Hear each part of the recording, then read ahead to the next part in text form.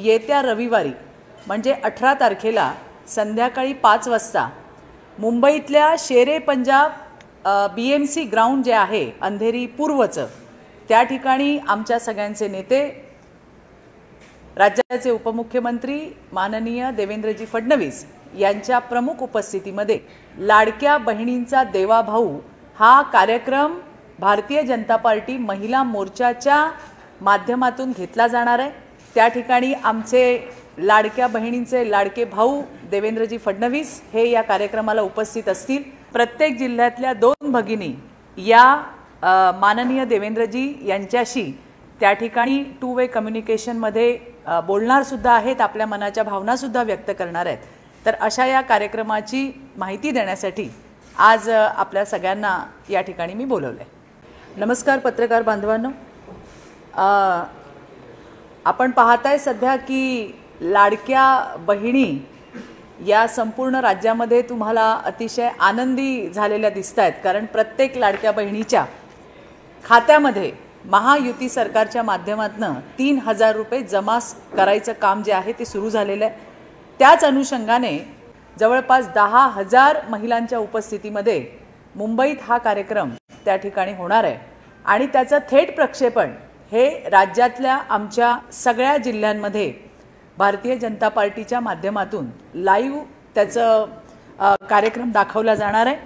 शिवाय परंतु या योजनेवरती टीका जी आहे मोठ्या प्रमाणात होते आहे। सुप्रिया सुळे वारंवार प्रतिक्रिया देत आहेत की पैसे जर आले असतील तर लवकर काढा, नाहीतर हे काढून घेतील। मला हेच म्हणायचं आहे की या बारामतीच्या मोठ्या ताई यांनी स्वतः तर काही केलं नाही, करायचं नाही, आणि इतर जे काही करतायत त्याच्यामध्ये खोडा टाकायचं काम त्या करतायत। मला असं त्यांना सांगायचं आहे की भावाने दिलेली, जे आमच्या देवेंद्रजींनी सांगितले की ही रक्षाबंधनाची भेट आहे आणि ही या राज्यातल्या प्रत्येक बहिणीपर्यंत पोहोचते, ही फार महत्त्वाची गोष्ट आहे। त्यामुळे ताई, प्रत्येक गोष्टीमध्ये खोडा घालायची तुमची जी सवय आहे ही कुठेतरी आपण सोडायला पाहिजे असं मला वाटतंय।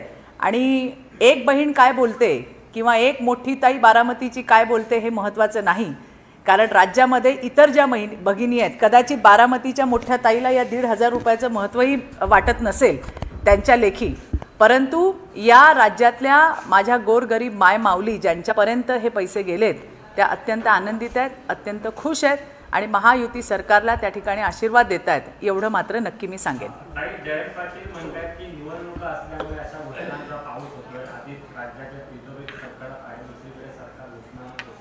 मी तुम्हाला हेच सांगितलं की काही चांगलं असताना हे जनता असतील किंवा ही महाभकास आघाडीमधले जे सगळे नेते आहेत त्यांच्या पोटामध्ये पोटशूळ उठलाय की ज्या पद्धतीने महिलांना मदत केली जाते। अरे तुम्ही तर इतके वर्ष फक्त महिला सक्षमीकरण आणि सशक्तीकरणाचे नारेच दिले, आमच्या सरकारने फक्त घोषणा केल्या नाही तर त्या पूर्ण करून दाखवल्या। याच्यासाठी निधीची सुद्धा तरतूद केली। तुम्ही या महिलांना म्हणजे राज्यातल्या माय माऊल्यांना पैसे मिळू नयेत म्हणून कोर्टामध्ये जाणारे हे सगळे नतद्रष्ट आहेत। आणि जर तुम्ही वस्तुस्थिती जर बघितली तर घराघरामध्ये जाऊन फॉर्म वाटणारे पण यांचीच लोक आहेत। असू दे, आमचं फक्त इतकंच म्हणणं आहे की राज्यातल्या भगिनींना जर 4 पैसे मिळत असतील तर तुमच्या पोटात दुखायचं कारणच काय जनताराव, हे तुम्ही त्या ठिकाणी सांगितलं पाहिजे।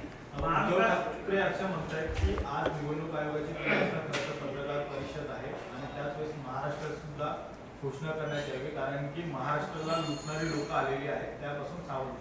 2.5 वर्ष कोणी महाराष्ट्राला लुटलं?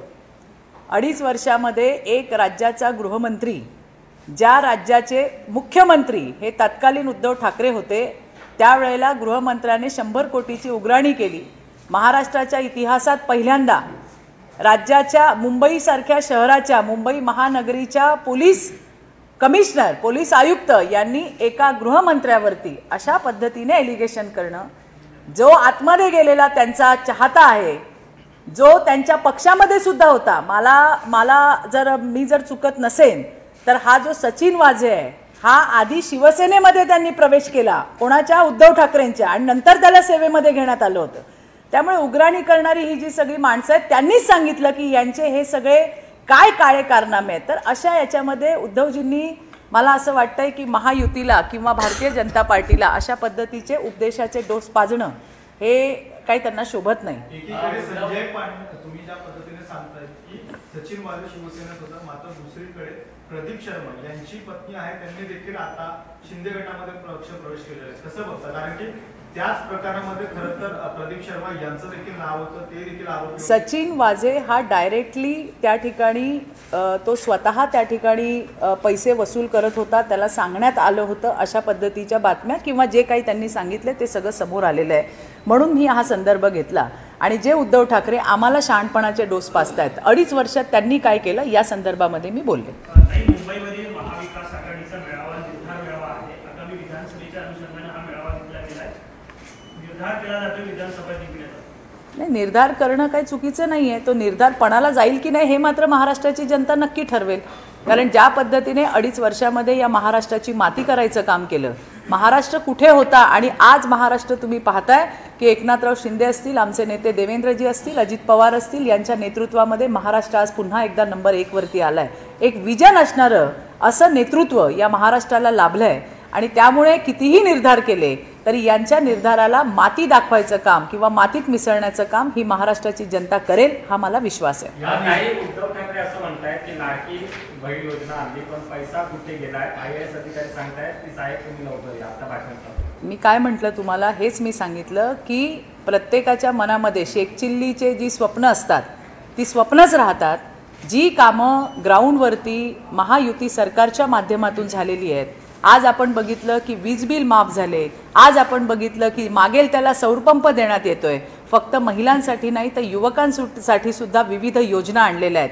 आणि त्याच्यामुळेच महाराष्ट्राच्या कानाकोपऱ्यामध्ये एक आनंदाची लहर त्या ठिकाणी पसरली. आणि हाच पोटशूळ, हीच पोटदुखी ही विरोधकांच्या मनामध्ये धास्ती भरवणारी आहे असं म्हटलं तर ते चुकीचं ठरणार नाही. गद्दार सरकार पाण्याला 50 खोके आणि लाडक्या बहिणीला 1500 रुपये.